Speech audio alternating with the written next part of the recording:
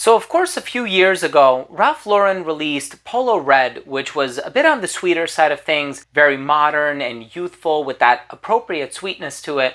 Since then, we've had the Intense, the Extreme, the Eau de Parfum. Well, now in 2023, we have Polo Red Parfum. This is the newest flanker, and I'm excited to give you my thoughts on this brand new fragrance. So make sure to stay tuned.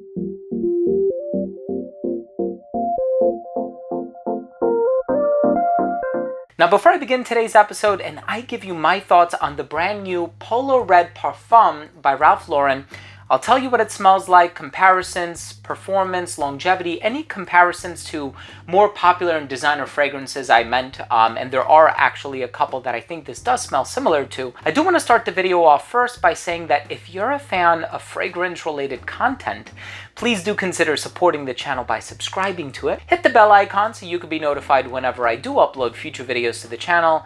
And of course, give this video a thumbs up if you enjoyed it or if you took something of value from today's episode. So I purchased my bottle from Macy's. I paid full retail for it. And this is a fragrance that turns out to have a pretty interesting note breakdown. There's bergamot, blood orange, absinthe, orris, a papanax, so it's a little resinous and incensey. There's musk, cedarwood, lavender. So it seems like it's going to be spicy, boozy, artemisia, maybe a little aromatic with the lavender and the absinthe accord that's in there, but it has a very interesting citrusy opening as well on account of the blood orange. Well, in any case, I'm going to be making my comparisons and I'll also tell you what I think of the overall smell. But let's go ahead and start things off with a quick look at the presentation.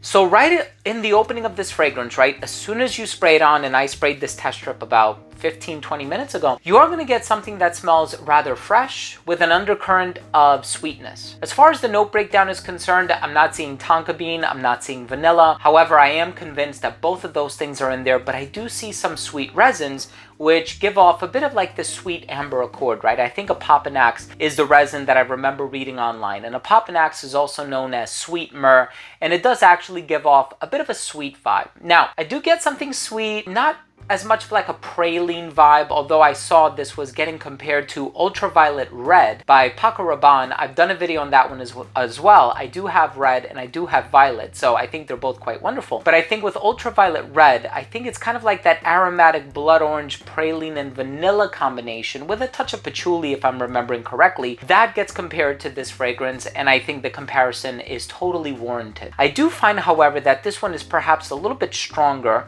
and of course with a designation like Parfum, we are expecting it to be a bit on the strong side of things, but it does open up very citrusy. You do have that blood orange, the bergamot, it's very bright and zesty, not overly loud, because very quickly you do get that aromatic heart. Now, when it comes to absinthe or that absinthe accord, I'm not really getting that. And I say that because there's another fragrance by Nasomato called Absinthe, and I've owned that fragrance for many years. I love that fragrance. Very green, very sharp, almost medicinal at times. I'm not getting that from this fragrance. I am getting the lavender, however, and in terms of the orris root that's in here, it's not waxy, it's not starchy, it's not lipsticky, because orris or iris flower have a reputation of smelling a bit like a cosmetic bag or like lipstick or something like that, very much like Dior Homme, the original. So I'm not getting that from this either. So I am getting a lot of lavender, which kind of gives it this modern contemporary feel. And then in the dry down, I am getting a little bit of the woods. Whatever musk is in here just comes across smelling rather nice.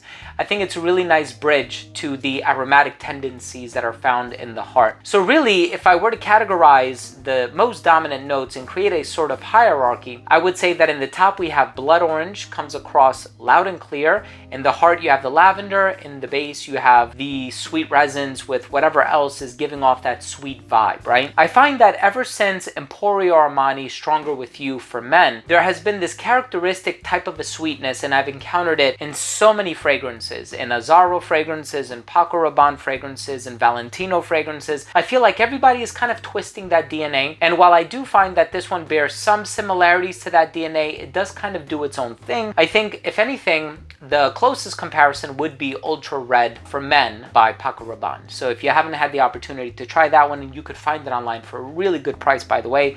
especially from like fragrancebuy.ca. I know a lot of websites do have it for a very good price. Check it out. Perhaps I'll leave links down below, but Polo Red Parfum, it is strong, there's a touch of sweetness, it's fresh, it's aromatic, does give off a youthful appeal, and I think it gives off more of like this night out on the town, partying, clubbing sort of an appeal. And if that sounds like your thing, definitely check it out the next time you're in a major department store that carries this fragrance. Let's go ahead and finish things off with my overall assessment. So first up, in terms of the uniqueness and the overall smell, I mean, I've smelled this sweet sort of a DNA before, so it's not the most unique fragrance out there. And at the end of the day, it is a flanker, so of course it's inevitably gonna get compared to a lot of its predecessors, but the overall smell is really pleasant. My wife smelled this one in the car when we got back in the car and we were driving home. I had her smell and she goes, wow, this one actually smells pretty good. You should wear this one more often. So she was a fan of this one, and I think it is very pleasant. It has a certain mass appeal about it despite that sweetness, and it's not overly balsamic with the resins and that ambery accord either, so nothing to worry about in that regard. In terms of the longevity, you can expect about 8 hours on your skin, 8 to 9 hours, 9 hours on a good day, I would say. In terms of the projection, projected really well for the first hour and a half of application within an arm's length. It became an elbow's length scent right around hour 6, a skin scent right around hours 8 or 9. In terms of the versatility, better for the colder weather, I would say. Great for a night out. It could be worn in a casual scenario, but formal as well. And it is a bit masculine leaning from a traditional vantage point. And I think perhaps a younger demographic would enjoy this type of a DNA a bit more. So if you're thinking about gifting it to somebody, just some considerations to keep in mind. And in terms of the presentation, I like the more rectangular bottle. I think it looks very classy and elegant. My final verdict on this fragrance is, if you like its predecessors, if you like fragrances that have a tendency of leaning a little bit on the sweet side of things, but maybe you've become a little bit disenchanted by the whole tonka bean thing, you're looking for a different type of sweetness with a contemporary aromatic appeal, check out Polo Red Parfum by Ralph Lauren. Thank you so much for joining me today. I hope you enjoyed this review. I hope you took something of value from today's episode. If you did, please do consider supporting the channel by subscribing to it. Once again, hit that bell icon and click where it says enable all notifications so you can be notified whenever I do upload these daily videos. Give this video a thumbs up if you learned something today. Thank you for watching. Love you guys, and we'll see you tomorrow. Bye.